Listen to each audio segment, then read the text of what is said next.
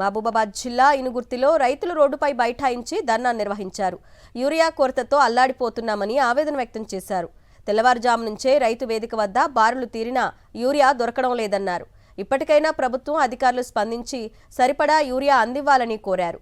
లేని పక్షంలో ఆందోళన చేపడతామని రైతులు హెచ్చరించారు.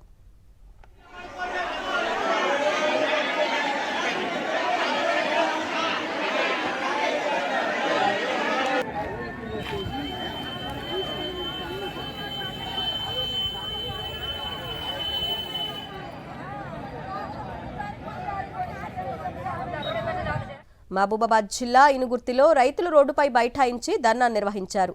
యూరియా కొరతతో అల్లాడిపోతున్నామని ఆవేదన వ్యక్తం చేశారు. తెల్లవారుజాము నుంచే రైతు వేదిక వద్ద బారులు తీరినా యూరియా దొరకడం లేదన్నారు.